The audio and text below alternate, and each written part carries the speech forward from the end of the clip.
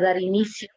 Esta conferencia está siendo grabada, está siendo transmitida en Facebook y también se va a ubicar en el repositorio de nuestra página web. Así es, estimados contadores, ustedes pueden encontrar todas las conferencias del 2026, las conferencias gratuitas, en la página web del colegio. Asimismo, también en nuestro canal de YouTube. Tenemos un canal, lo van a encontrar como CSPJ, y ahí van a encontrar también las conferencias grabadas del año pasado. El material académico también estará en el repositorio de nuestra página web. Bien, sin mayor preámbulo, voy a presentar entonces a nuestra ponente de hoy, a la abogada Gabriela del Pilar Ilpa Gómez. Ella es especialista legal de la IRE Junín, SUNAFIL, que va a desarrollar este tema: jornada de trabajo, horario de trabajo y trabajo en sobretiempo. Esto gracias a SUNAFIL. Una vez más, mencionar que con esta institución tenemos todo un plan de trabajo anual, gracias a una alianza estratégica que el Consejo Directivo ha firmado el año pasado. Pues bien, vamos entonces a iniciar con la presentación de la ponencia de la abogada. Muy bien, doctora Gabriela, me permite, por favor, solamente dar las normas de convivencia del aula Zoom. Esta es que no se habilitan los micrófonos ni las cámaras por un tema de seguridad. Todo solamente la ponente tiene esa autorización. Pueden ir escribiendo sus consultas en el chat de este aula Zoom y también por la transmisión de Facebook. Adelante, entonces, abogada Gabriela, la sala es toda suya. Muchísimas gracias. Bueno, como ya lo mencionaron, soy especialista legal de la IRE Junín de SUNAFIL. En esta oportunidad les voy a hacer la ponencia respecto a jornada y horario de trabajo y trabajo en sobretiempo. Si es que ven que mi vista está arriba es debido a que mi laptop tiene la cámara en la parte de abajo, así que le pido las disculpas del caso. He querido vincularla con otra, pero no he podido. Así que ahora sí voy a proceder a compartir la pantalla. Sí lo visualizan, ¿verdad? Vemos su pantalla.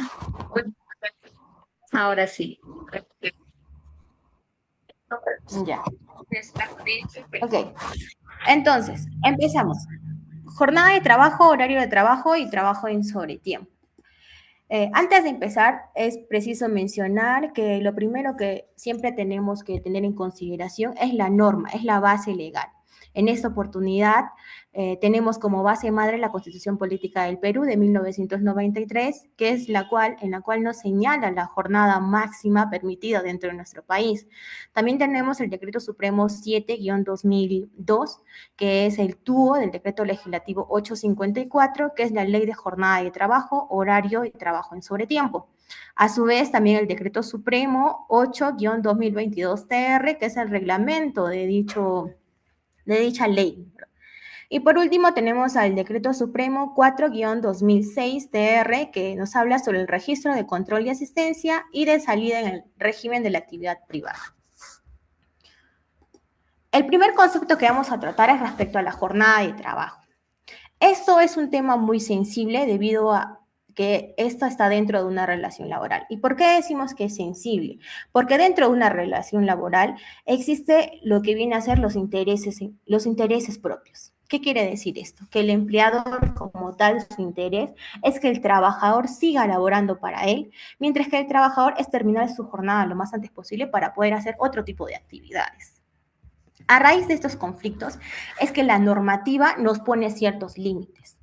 Por ejemplo, la jornada de trabajo podemos definirla como el tiempo de trabajo que se encuentra a disposición el trabajador de su empleador para cumplir las actividades por las cuales ha sido contratado. Para esto debemos mencionar que una relación laboral tiene tres elementos principales, que es la subordinación, la prestación de servicios y la remuneración. Ahora, la jornada de trabajo, la jornada de trabajo viene a ser también un tipo de protección a los trabajadores. ¿Para qué? Como hemos mencionado un principio, una relación laboral siempre va a tener cierto tipo de discrepancias entre los ideales del empleador y del trabajador. Por lo tanto, una jornada establecida es aquel tipo de protección que se le da al trabajador. Y ahora, ¿quién es el que instaura esa jornada de trabajo? La normativa le dio la facultad al empleador, pero también marcando ciertos límites máximos legales. Hablando sobre los límites, y como ya se mencionó en la base legal, lo primero vendría a ser la Constitución. La Constitución en su artículo 25 nos manifiesta que la jornada ordinaria de trabajo es de 8 horas diarias o 48 horas semanales como máximo. A su vez, también dentro del texto único ordenado del decreto legislativo 854 nos estipula que la jornada ordinaria de trabajo para varones y mujeres mayores de edad es de 8 horas diarias o 48 horas semanales como máximo. ¿Qué quiere decir? Que los trabajadores no deben de pasar más de las 48 horas semanales. Estas se pueden distribuir de diversas maneras, como por ejemplo acá vemos el primer dato, ¿no? Digamos, días a la semana. Si yo trabajo 6 días a la semana, esto quiere decir que diariamente yo trabajo 8 horas.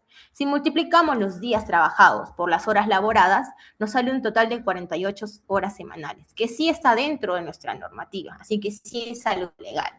Ahora, ¿qué pasa si es que yo no trabajo horas semanales, pero sí trabajo 9 horas? Eso quiere decir que estoy trabajando de más. Pues en el siguiente caso nos dicen que si yo trabajo 9 horas, pero solo trabajo 5 días, multiplicamos los 5 días por las 9 horas, nos dan 45 horas semanales. ¿Qué quiere decir esto? Que está dentro de la normativa legal, dentro del máximo legal, del cual nos estipula nuestra Constitución y nuestro texto único ordenado. Ahora, respecto a esto, tenemos que mencionar algo muy importante. Todos sabemos de que el Código del Niño y del Adolescente sí regula que estos puedan laborar, pero al permitirles trabajar también les estipula cuál es su máximo que ellos pueden ir. Y aquí ellos sí nos determinan cuántas horas y cuántos días pueden trabajar. Por ejemplo, a los niños, a los adolescentes de 14 años, ellos no deben exceder las 4 horas diarias ni las 24 horas semanales. ¿Qué quiere decir esto? Que el trabajador adolescente de 14 años no puede trabajar 5 horas diarias, por más que al final solamente llegue a 24. El máximo debe trabajar 4 horas diarias y no debe pasarse las 24 horas semanales. Ahora, también dentro de este código nos estipula de que los adolescentes de 15 a 17 años no deben exceder las 6 horas diarias ni las 36 horas semanales. Por ejemplo, aquí, digamos que el trabajador que tiene 16 años, este trabaja 5 días a la semana, pero trabaja 7 horas semanales.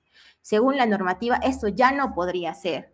¿Por qué? Porque solamente les da como máximo de poder trabajar a ellos las 6 horas semanales. Eso hay que tener muy en cuenta para los empleadores. ¿Por qué? Porque a veces ellos piensan de que como la normativa me dice que solamente son 36 horas, yo puedo solo trabajar entonces 6 horas acá, 5 horas acá y 4 horas acá. No, la normativa es clara. Ellos no deben exceder las 6 horas diarias.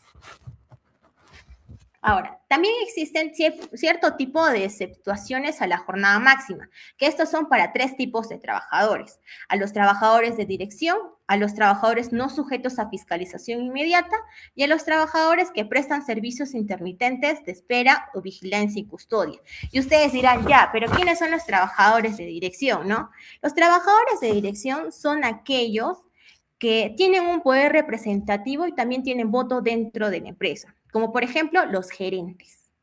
Ellos no tienen un límite de jornada de horario de trabajo. Ahora, ¿quiénes son los trabajadores no sujetos a fiscalización inmediata? Los trabajadores no sujetos a fiscalización inmediata son aquellos trabajadores que realizan su labor sin supervisión inmediata. Por ejemplo, aquellos trabajadores que salen a las calles a ofrecer productos de ciertas marcas. Ellos no tienen un centro laboral estable como tal. ¿Por qué? Porque ellos salen a las calles a ofrecer los productos, o por ejemplo, eso podemos ver claramente en los mercados. Ellos no están sujetos a una fiscalización inmediata. Y por último, tenemos aquellos trabajadores que prestan servicios intermitentes de espera, vigilancia o custodia. ¿Quiénes son estos? Son aquellos que prestan servicios de forma alternativa con lapsos de inactividad. Es decir, no ocupan todas las jornadas de sus labores, sino que hay ciertos momentos en los cuales ellos quedan libres. La consecuencia de estos tres tipos de trabajadores es que estos no generan las famosas horas extras. Jornadas alternativas, acumulativas o atípicas. Hay ciertos tipos de actividades que para producir éxito en la economía de la empresa se tiene que regular ciertos tipos de jornadas. Como por ejemplo tenemos las jornadas de 14x7 que mayormente lo utilizan en la mina.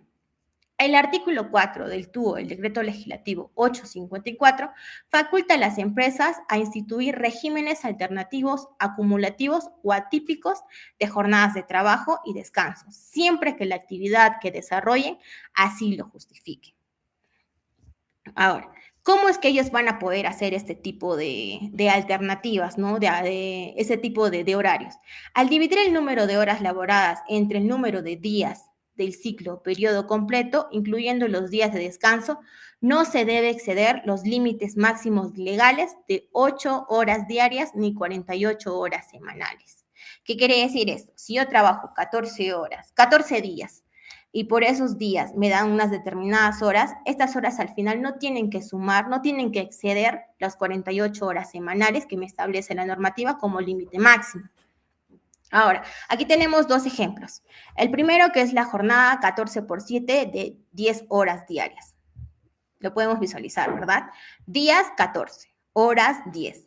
Esto se le va a dividir entre el promedio diario, que sería 140 entre 21, sería 6.6 horas al día, los cuales nos da un promedio de 46.6 horas semanales. En este caso, las horas laboradas no exceden las 8, en este caso no exceden las 8 horas diarias y tampoco las 48 horas semanales. Sin embargo, en el siguiente caso, que es la jornada de 14x7, pero por 12 horas laboradas, vemos que el promedio diario sería 8 horas. ¿Está bien? Sí, está bien dentro de lo que me dicen, ¿no? Pueden trabajar 8 horas diarias legales. Sin embargo, si lo sacamos por las semanas las cuales se ha elaborado, esta sí excede. ¿Por qué? Porque la normativa nos dice que son 8 horas diarias o 48 horas semanales. Sin embargo, aquí ya vemos que hay 56. Por lo tanto, sería un exceso por parte de ese tipo de jornada. Ahora, así como la normativa da la facultad al empleador de poder él establecer lo que viene a ser la jornada de trabajo, también le da la facultad de poder modificarla. Pero esta modificación también tiene que ser de acorde a la necesidad de la empresa. Entonces, ¿qué pasa si la jornada ahora ya no cumple? ¿Por qué? Mire, ¿qué pasa si la jornada que ha puesto el empleador al inicio de la actividad ya no cumple su necesidad? ¿Qué pasa si, digamos, él ha puesto un horario de lunes a viernes, pero se ha dado cuenta de que el día martes él no trabaja de una manera como todos los días? Entonces, él lo que puede hacer es modificar la jornada y puede sustituirla, ¿no? Puede decir, ya sabes que el lunes trabajas 8 horas, el martes solo me trabajas 4, el miércoles me trabajas solamente 7 y así sucesivamente completando las 48 horas semanales. Ahora, lo siguiente, reducir o ampliar el número de días de las jornadas también se lo puede hacer el empleador. Por ejemplo, si antes era de lunes a sábado y ahora solamente va a querer de lunes a viernes, tiene que, al momento de modificar, no tiene que pasarse las 48 horas. Igualmente, establecer los turnos de trabajos fijos o rotativos. La modificación de jornada de trabajo, si bien es cierto, la facultad lo tiene el empleador, lo debe de hacer de acorde a un procedimiento. ¿Cuál es el procedimiento? Primero, el empleador tiene que notificar las modificaciones con 8 días de anticipación al sindicato representativo de los trabajadores. Dentro de los 3 días, tiene que solicitar al empleador una reunión. ¿Por qué tiene que solicitar una reunión? Porque en esa reunión lo que se tiene que lograr es dar los puntos de vista de los sindicatos y los inconvenientes que tengan los trabajadores al momento de la modificación de dicha jornada de trabajo. Pónganse en ejemplo, que digamos yo tengo mi empresa y tengo a 27 trabajadores, de los cuales 20 están haciendo una maestría. Y a mí, por necesidad de mercado, necesito modificar la jornada de trabajo. Sin embargo, esos 20, pasando la hora que el cual yo les había contratado, ellos ya están llevando unas clases. Entonces, ¿qué pasa? Ellos pueden no aceptar, por eso es que esa reunión es muy principal, para que ahí se den todo lo que viene a ser las quejas, las opiniones, ¿no? Y así puede llegar a un consenso. Ahora, ¿qué pasa? Una vez que el sindicato solicita esa reunión, el empleador tiene plazo máximo de 3 días para poder convocar a esa reunión. Una vez que se convoca a esa reunión, como ya les manifesté, se tiene que hacer llegar todos los inconvenientes y todas las posibles soluciones por parte del sindicato y por parte del empleador. Si es que no se llega a un acuerdo, el empleador todavía puede adoptar la medida. ¿Qué quiere decir esto? Modificar la jornada de trabajo. Pero eso no significa que el sindicato se va a quedar ahí. No. El sindicato, dentro de los 10 días siguientes, ellos pueden ir a la autoridad de trabajo y poner una impugnación pueden impugnar este tipo de modificación realizada por el empleador. Pero ustedes dirán, ya, nosotros impugnamos, ¿qué pasa? ¿Acatamos o no acatamos las modificatorias? La normativa dice de que ustedes tienen que acatar hasta que se resuelva el conflicto ante la autoridad de trabajo. O sea, si el empleador ha modificado lo que viene a ser o la jornada de trabajo, pero ya se encuentra en impugnación, ustedes tienen que todavía acatar lo que dice el empleador hasta que se llegue a una solución con la autoridad de trabajo. O sea, no es de que, ya, tú me has dicho de que yo voy a iniciar ahora a trabajar de 5 a 7, pero he trabajado de 5 a 6. No, yo me voy a las 6. No, o sea, se tiene que cumplir lo que dice el empleador hasta que haya una solución por parte de la autoridad de trabajo. Ahora vamos al segundo concepto, que es el horario de trabajo. El horario de trabajo es la medida de la jornada, es decir, este determina con exactitud la hora de ingreso y la hora de salida de cada trabajador. Esto viene a ser como un bonus para todos. ¿Por qué? Porque a raíz del horario de trabajo nosotros podemos ver lo que viene a ser el trabajo en sobretiempo o las famosas horas extras. El horario de trabajo es fijado por el empleador y es obligación de este darlo a conocer a todo el personal en un lugar visible dentro del centro de trabajo. Como vemos aquí en la imagen, dice horario, ¿no? De lunes a viernes, póngase de 8:30 a 5:30. Y los sábados, pongamos que de 8 a 10. Ese horario de trabajo tiene que estar establecido en su centro de trabajo. Ahora, los periodos de tolerancia. El periodo de tolerancia es a potestad del empleador. ¿Qué quiere decir eso? Si el empleador lo decide, sí puede haber un periodo de tolerancia, pero si el empleador no lo faculta, pues se tiene que acatar lo que dice el empleador. Hay dos tipos de periodos de tolerancia que suelen usar en múltiples empresas. El primero es el periodo de tolerancia que yo te puedo dar y no te descuento. Y el segundo viene a ser el periodo de tolerancia que yo te doy, sin embargo, aún te puedo descontar. ¿Por qué? Porque tu horario de entrada es tal hora. Todo esto es de acuerdo a lo que se llegue en convenio o en el contrato con el empleador. Siguiente, las modificatorias de horario de trabajo. Estas modificatorias pueden ser de dos maneras. Puede ser una modificatoria individual o puede ser una modificatoria colectiva. Cuando es una modificatoria individual, el trabajador puede impugnar dicha medida ante el Poder Judicial, de acuerdo al procedimiento de cese de actos de hostilidad. Pero hay que tener algo muy en claro. Para que el trabajador pueda proceder por la vía judicial, ¿qué nos dice la normativa? Que primero este ha debido de hacer un procedimiento interno con su empleador. ¿Y cómo es el procedimiento interno? El procedimiento es el siguiente. Yo, como trabajadora afectada, porque me han modificado mi horario de trabajo, solamente a mí y no a mis demás compañeros, yo hago un escrito y solicito un cese de actos de hostilidad a raíz de la modificatoria unilateral y solamente individual hacia mi persona. Entonces, le otorgo el plazo de 6 días a mi empleador para que éste me responda. En esos 6 días, si es que este no me responde, yo recién ahí puedo ir por la vía judicial. ¿Qué pasa si yo no hago ese procedimiento? Pues la normativa dice que no procedería en la vía judicial, porque primero se tiene que agotar lo que viene a ser con el empleador. Ahora, si existe una modificación colectiva, el empleador se encuentra facultado a modificar el horario de trabajo sin alterar el número de horas trabajadas. Como ya se les mencionó, para este tipo de modificaciones colectivas, lo que se tiene que hacer es seguir el procedimiento, ¿verdad? Y si es que no se llega a un acuerdo, ya recién se va hacia a la autoridad de trabajo. Horario de refrigerio. Aquí también en varias ocasiones ha surgido un cierto tipo de conflictos. ¿Por qué? Porque algunas personas suelen decir, yo trabajo de 8:30 a 5:30, son 9 horas, pero solamente me pagan de 8 horas. Hay que tener bien en claro que el horario de refrigerio no está configurado dentro de nuestra jornada laboral. Si bien es cierto, nosotros entramos 8:30, pero tenemos a veces el lapso de 45 a 1 hora. Mayormente los empleadores ponen 1 hora de refrigerio. Esa hora de refrigerio no está contabilizada dentro de nuestra jornada de trabajo. La norma estipula es que este horario de refrigerio principalmente tiene que coincidir con los alimentos del día, desayuno, almuerzo o cena.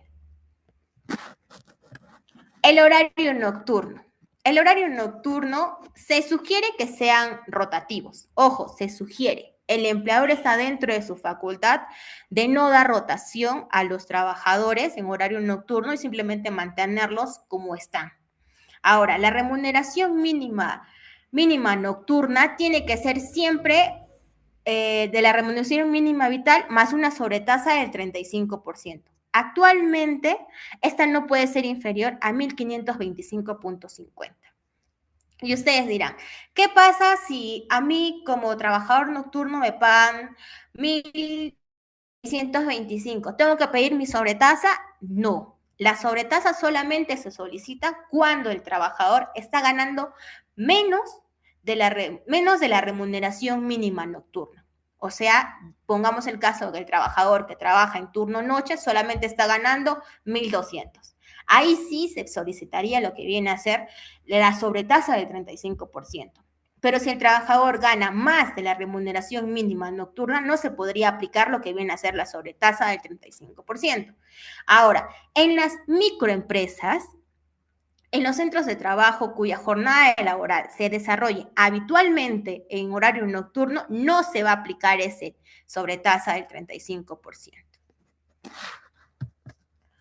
Trabajo en sobretiempo. El trabajo en sobretiempo son aquellas llamadas o las famosas horas extras. El trabajo sobre tiempo es aquella labor realizada en exceso de la jornada ordinaria del centro de trabajo.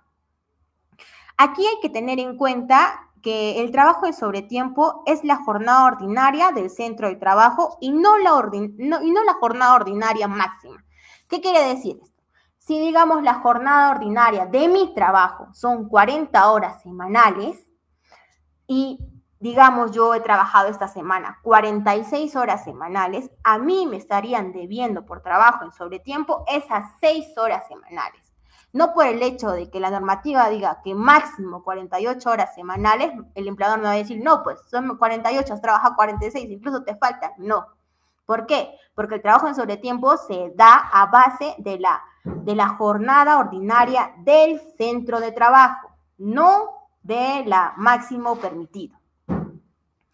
Ahora, puede tratarse de las horas realizadas antes de iniciar la jornada diaria o luego de finalizada. Por ejemplo, digamos por motivos X, a mí me solicitan a una reunión en mi trabajo urgente para presentar ciertas diapositivas a las 7:30 de la mañana, pero yo ingreso a las 8:30. Entonces, el lapso entre 7:30 y 8:30 es 1 hora de sobretiempo. Entonces, ahí yo ya tengo 1 hora extra. El trabajo en sobretiempo tiene 2 elementos fundamentales, que son voluntarios y extraordinarios. Voluntarios porque el empleador a ti no te puede imponer que hagas horas extras. ¿Y por qué extraordinario? Porque no va a ser cosa de todos los días, tiene que ser por necesidad. no sé, por ejemplo, han habido casos en los cuales la empresa, en sus propios contratos, manifiesta, ¿no?, que el trabajador va a laborar 48 horas semanales y adicional a esto tiene que laborar 20 horas extras. Entonces, desde ya ese tipo de contratos está mal, estaría yendo en contra de lo que viene a ser las horas extras. ¿Por qué? Porque las horas extras son extraordinarias. Tú como empleador no te puedes adelantar a que tu trabajador tiene que laborar más allá de lo permitido dentro de tu contrato. Ahora, ¿qué pasa si yo trabajo en mis días de descanso? ¿Me corresponde una sobretasa? Pues no te corresponde una sobretasa. ¿Por qué? Porque los trabajadores que laboran en sus días de descanso es como si estuviesen trabajando un día más. Y no te corresponde la sobretasa del 35%, sino la sobretasa del 100%. O sea, el trabajar el día de tu descanso no es un trabajo en sobretiempo, no es unas horas extras, es un día laborado más. Las presunciones legales. En caso de acreditarse una prestación efectiva de servicios en calidad de sobretiempo, aun cuando no hubiera disposición expresa del empleador, ese se entenderá por otorgada tácitamente. Póngase de que Juanito trabaja hasta las 5:30 de la noche, pero ya va días interdiarios que se queda hasta las 8:30. Entonces, él sí puede solicitar lo que viene a ser su trabajo en sobretiempo o sus horas extras. ¿Por qué? Porque si se supone que yo me estoy quedando en la institución, estoy haciendo mis labores, se supone que estoy trabajando horas extras. Ha sucedido casos en los cuales el empleador niega ese tipo de horas extras porque no ha habido una comunicación. Si bien es cierto, la comunicación puede ser de manera verbal o escrita, al tú como empleador permitir que el trabajador se quede a laborar más de su hora y que éste sí demuestra que ha avanzado y ha hecho ciertos tipos de documentaciones o trabajos dentro de la institución y que favorezcan al empleador, o sea, ahí sí se puede corroborar que han existido horas extras y trabajo en sobretiempo. ¿Cuáles son los límites a considerar? ¿Existirán límites en el número de horas extras? Pues no, no existen un límite como tal, pero hay que tener nuevamente en consideración, el trabajo en sobretiempo es algo extraordinario, no de todos los días. No se pueden realizar horas extras todos los días y no se podrían anticipar, por lo menos en el mediano o largo plazo, que los trabajadores deban cumplir horas extras. Aquí encaja lo que viene a ser el ejemplo que les mencioné, que en algunos contratos establecen, ¿no?, que el trabajador tiene que hacer 20 o 50 horas extras. Esto no puede hacer porque esto desnaturalizaría totalmente lo que viene a ser las horas extras. Ahora, ¿cómo es el pago para estas horas extras? El recargo puede ser pactado liberalmente por las partes, sujeto a los siguientes límites. Por ejemplo, las 2 primeras horas se hace un recargo del 25% sobre la hora valor por cada hora extra. Y pasando de la tercera hora hacia adelante, ya el sobrecargo viene a ser del 35%. Y ustedes dirán, ya, yo hago horas extras, pero ¿cuándo me pagan las horas extras? Las horas extras se las pagan junto con tu remuneración mensual. No es que primero te pago tu remuneración y luego te pago tus horas extras. No, estas van uno solo. Ahora, un trabajador, acá vamos al ejemplo. Un trabajador percibe una remuneración mensual de 1.200 soles y cumple una jornada de 8 horas diarias. Vamos en el cuadrito verde. Dice, remuneración mensual, 1.200 soles. Días, 30.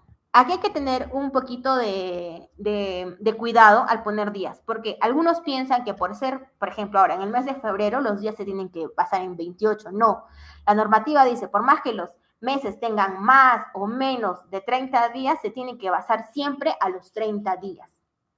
Entonces vamos aquí. La remuneración mensual es de 1.200 soles.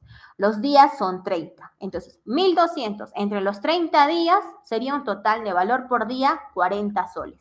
Y ahora, ¿cómo saco las horas? Entonces, saco los 40 soles entre las 8 horas que ha trabajado diariamente el trabajador. Entonces, esto me da que por hora el trabajador gana 5 soles. ¿Cómo saco mi sobretasa? Entonces, si ya tenemos el valor de la hora, que viene a ser 5 soles, la sobretasa del 25% sería 1 sol con 25. Entonces, por la segunda hora, por la primera hora y la segunda hora trabajada, Por cada una de esas horas, yo no voy a ganar 5 soles, yo voy a ganar 6.25 soles. Eso serían mis 2 primeras horas con la sobretasa del 25%. Ahora, la normativa nos dice que pasando la tercera hora para adelante, ya tenemos una sobretasa del 35%. De igual manera, hacemos el cálculo. Valor de la hora, 5 soles. La sobretasa, 35. Sobretasa en soles me saldría a 1.75 soles. Por lo tanto, a partir de mi tercera hora, yo estaría ganando 6.75 soles cada hora. También dentro de las horas extras puede ver lo que viene a ser la compensación, ¿ya? Pero ¿cuáles son los requisitos? La formalidad, la oportunidad y el descanso físico. ¿Por qué formalidad? Porque la compensación debe acordarse entre el empleador y el trabajador por escrito. La oportunidad, por la regla general, la compensación debe producirse dentro del mes siguiente en el cual se realizó el trabajo en sobretiempo. No obstante, queda a discreción del trabajador y el empleador realizar en otra oportunidad. ¿Qué quiere decir esto? Si digamos yo he trabajado horas en sobretiempo en el mes de enero, yo las puedo gozar, según la normativa, las puedo gozar un mes después, o sea, en el mes de febrero. Pero si yo llego a un acuerdo con mi empleador, yo las puedo gozar en el mes de mayo, en el mes de julio, el mes de abril, en cualquier mes, siempre y cuando yo tenga un tipo de acuerdo con mi empleador. Ahora, descansos físicos compensatorios. Los días de descansos que serán compensados con el trabajo en sobretiempo deben estar plenamente identificados en el convenio de compensación. Cuando yo hago cuando yo hago lo que viene a ser mi solicitud para poder gozar mis horas extras a través de una compensación por días, estas yo las tengo que identificar. No solamente decir, ¿sabes qué? Yo voy a agarrar los días del mes de junio, pero me tienes que decir qué días. ¿Para qué? Para que el empleador ya tenga la información sobre eso. Y ahora vamos al tercer concepto que viene registro de ingreso y salida. El registro de ingreso y salida. Es muy importante porque a través de este registro lo que se busca también es velar por las horas extras, los cuales los trabajadores a veces están sujetos. ¿Y quiénes son los que registran su registro de asistencia? Son los trabajadores sujetos al régimen privado, todos tipos de modalidades y las modalidades formativas. Aquí hay que hacer un poco de énfasis. Algunos empleadores en varias oportunidades han manifestado de que los practicantes preprofesionales y profesionales, que son las modalidades formativas, no tienen asistencia. ¿Por qué? Porque ellos dicen que al tener asistencia ya no estarían con un tipo de convenio, sino que estarían como tipo de trabajadores. No. Aquí la normativa es clara, que las personas que estén bajo modalidad formativa sí o sí tienen que tener su registro de control de asistencia. Y por haber tenido el registro de control de asistencia no quiere decir que se desnaturaliza su modalidad, no. Esto es simplemente para seguir un registro y que todo sea de acorde. ¿Por qué? Porque algunos tienen miedo a que exista la desnaturalización de la modalidad formativa, que es demostrar que este ya es un trabajador de la empresa, porque todos sabemos que la modalidad formativa no es que el practicante pre o pro profesional sea un trabajador, simplemente es una modalidad de formación. Sin embargo, para poder llegar a este tipo de desnaturalización, no basta con el registro de control de asistencia. Eso tiene que ver ciertos tipos de elementos esenciales, los cuales con un registro de control de asistencia no sería suficiente. Por eso es que se les recomienda a los empleadores, si tienen modalidades formativas como profesionales y preprofesionales, sí tienen que contar con su registro de control de asistencia. ¿Qué trabajadores más están obligados a registrar? Aquellos trabajadores destacados de intermediación laboral. Y ahora, ¿quiénes están excluidos? Los que están excluidos son aquellos trabajadores de dirección, como el gerente general, aquellos trabajadores no sujetos a fiscalización inmediata y aquellos trabajadores que prestan servicios intermitentes durante el día. Como ya se les explicó en las primeras diapositivas, ¿quiénes podrían ser? El registro de control de asistencia es obligatorio para todas las empresas. Puede ser físico, puede ser digital, siempre y cuando no se deteriore, se pierda o se adultere. El contenido del registro tiene que ver, los principales son los siguientes: el nombre o razón social del empleador, el RUC, nombre y DNI del trabajador, fecha y fecha, hora y minuto de ingreso o salida del trabajador y el tiempo de refrigerio. Y por último, la identificación de las horas extras o sobre tiempo laboral.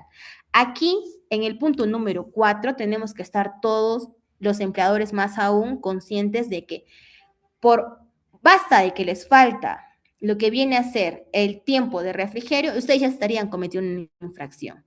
Ustedes saben que si un inspector le solicita lo que viene a ser su registro de control de asistencia y solamente ve entrada, ya sería una infracción. ¿Por qué? Porque sería un registro de control de asistencia que no contiene los elementos necesarios. Entonces sería un registro de control de asistencia incompleto.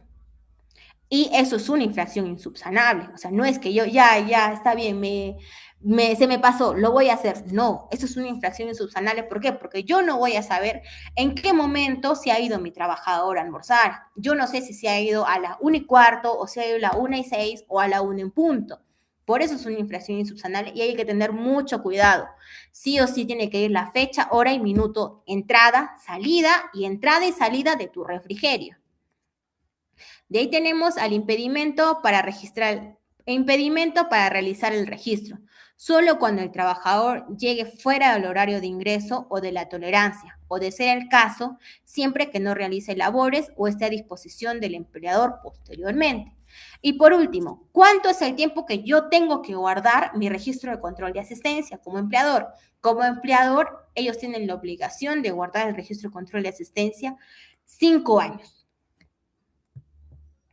¿Cuál es el procedimiento para este tipo? Primero, toda investigación a través de la SUNAFIL se inicia con una denuncia, una solicitud o a pedido de ciertos órganos institucionales. Una vez que se llega a la SUNAFIL como tal, ese tipo de denuncia, solicitud o pedidos, esta tiene que ser evaluada. Una vez que pase la etapa de evaluación, recién se genera lo que viene a ser la orden de inspección. Una vez generada la orden de inspección, se designa un inspector. Este tiene plazo máximo de 10 días para poder recepcionar la orden y poder iniciar lo que vienen a ser sus actuaciones inspectivas. Para este tipo de materias, que es registro de control de asistencia, el plazo máximo es de 30 días hábiles, los cuales pueden ser prorrogados por 30 más.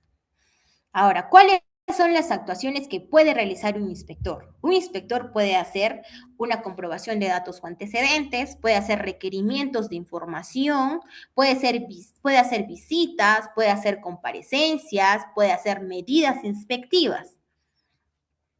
Al final de toda la investigación del inspector, él va a determinar que si existe infracción, este lo va a terminar en un acta de infracción, que con esta pasaría a la fase instructora y con esta se emitiría lo que viene a ser la imputación de cargos y ya se daría inicio a lo que viene a ser el procedimiento sancionador. Y si dentro de la investigación de los 30 días hábiles el inspector no detecta ninguna infracción, este simplemente termina con un informe o con un informe de inspección. Ahora, el fin de las actuaciones inspectivas. Como ya les mencioné, en caso de no advertirse infracciones o haberse subsanado, en este caso no se podría subsanar porque registro de control de asistencia es una infracción insubsanable. ¿Ya? Pero en otras, por ejemplo, entrega de certificados, entregas de boletas, los cuales sí se pueden subsanar y se han subsanado dentro de la investigación, este terminaría en un informe y se archiva.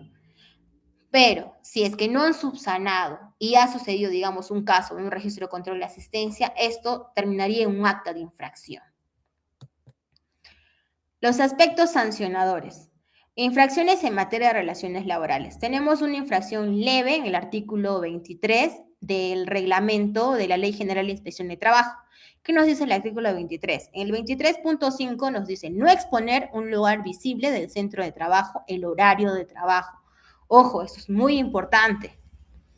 Después tenemos a las infracciones muy graves en el artículo 25, en el numeral 25.6, que es el incumplimiento de la disposición relacionadas con la jornada de trabajo, refrigerio, trabajo de sobretiempo, trabajo nocturno, descanso vacacional y otros descansos, licencias, permisos y el tiempo de trabajo en general. También tenemos a la 25.17, que es la discriminación del trabajador directa o indirecta en materia de empleo u ocupación, como las referidas en la jornada. Y por último, como una muy grave, también tenemos el no contar con el registro de control y asistencia respecto a uno o más trabajadores, o que teniéndolo no contengan información mínima o impedir o sustituir al trabajador en el registro de su tiempo de trabajo. Como ya les manifesté, esta, el 25.19, viene a ser una infracción insubsanable. Ahora, si es que a mí me llegan a detectar ese tipo de infracción, ¿cuál sería mi multa? Pues la multa va a depender de 3 aspectos. El primero, el tipo de empresa, a qué regímenes se encuentra. Si es que está dentro del REMIPE, o sea, puede ser una micro, puede ser una pequeña, o si solamente es el régimen general. También va a depender de qué números de trabajadores han sido afectados y por último de la graduación de la infracción. Aquí tenemos la tabla de multas del año 2026, que es de este año. Sabemos que el valor de la UIT ha subido y ahora es 5.500. Todo eso lo pueden encontrar en el reglamento, en el artículo 48. Esto es todo. Y por último tenemos los aplicativos que maneja la SUNAFIL, como es el Verifica tu Chamba, que viene a ser un aplicativo para el cual los trabajadores puedan ingresar y verificar si efectivamente se encuentran en planilla o no. También tenemos la app SUNAFIL en tus manos, que es una herramienta digital gratuita, que en esta puedes registrar tus denuncias, puedes consultar tus trámites, puedes ingresar al NIT, que viene a ser una plataforma en la cual se encuentran toda la normativa respecto a normativa sociolaboral, seguridad y salud en el trabajo. Y también puedes identificar, si tienes algún caso dentro de este aplicativo que es SUNAFIL en tus manos, puedes identificar con qué inspector se encuentra. Y si conoces algún acto de corrupción, por favor denúncialo a las páginas de SUNAFIL. Muchas gracias.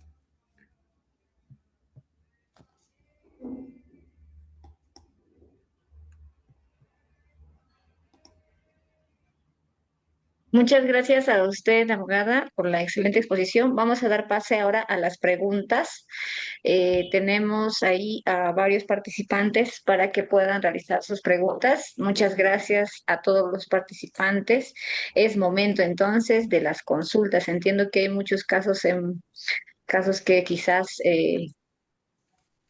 sea propio de cada realidad de nuestros participantes, de los agremiados, y es propicio este espacio para poder compartirla, ¿sí?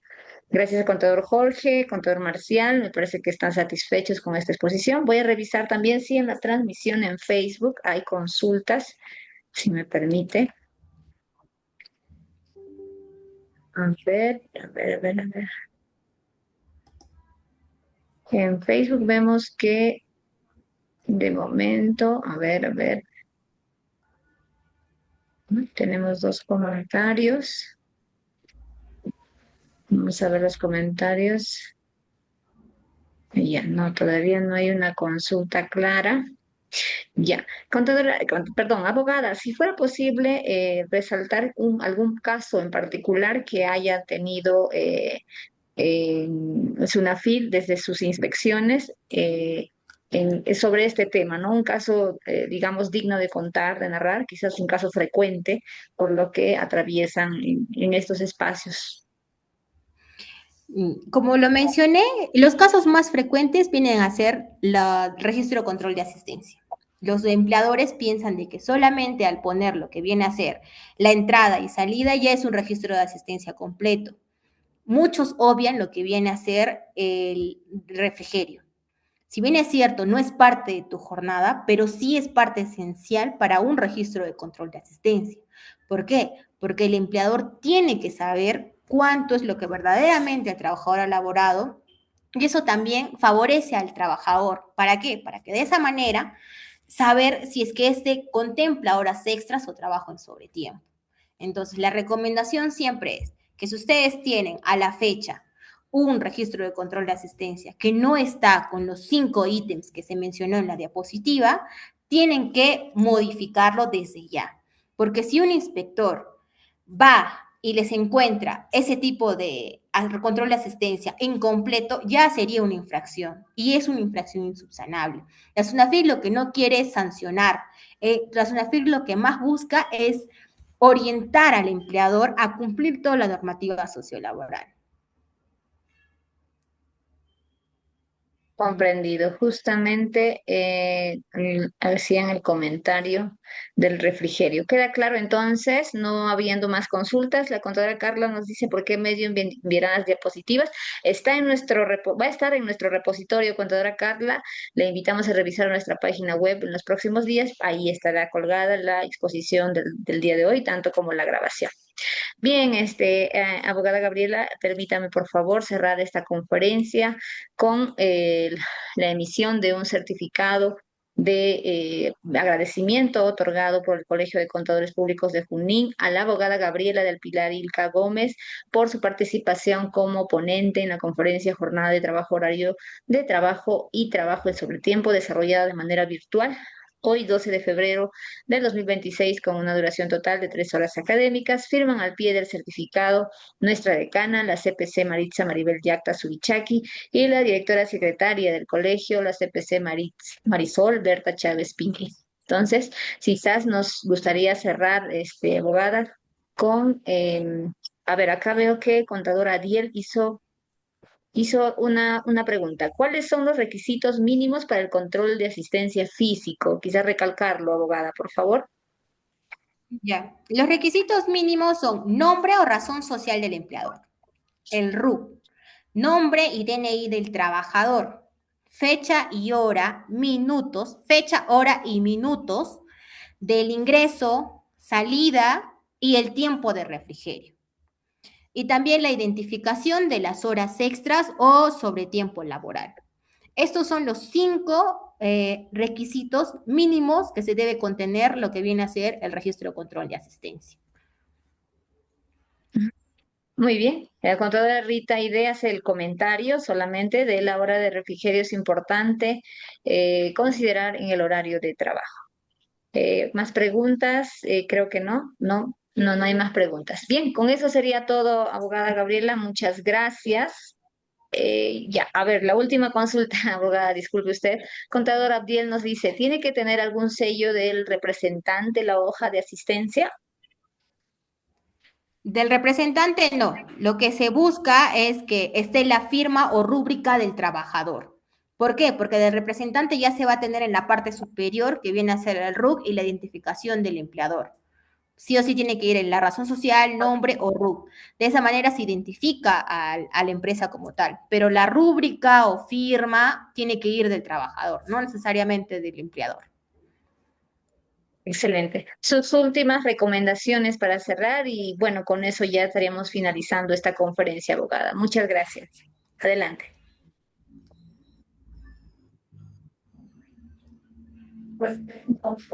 No escuché, se fue la señal. Bueno, ¿Me muchas fue la señal? gracias a todos.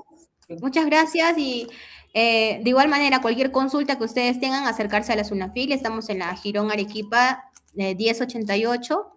Ahí tenemos a 2 espléndidos trabajadores, los cuales los pueden orientar y también ayudar con diversos tipos de consultas o denuncias que tengan. Gracias. Muchas gracias a usted. Entonces, hemos finalizado la conferencia del día de hoy. Agradecemos a todos los participantes de la aula Zoom. Hemos llegado a más de 50, también en la transmisión en vivo. No se olviden que la grabación estará en nuestro canal de YouTube y el material académico en nuestra página web. Nos vemos la próxima semana con más conferencias gratuitas y nos vemos mañana con el inicio del programa de especialización en gestión financiera y contabilidad gubernamental. Buenas noches con todos. Hasta pronto.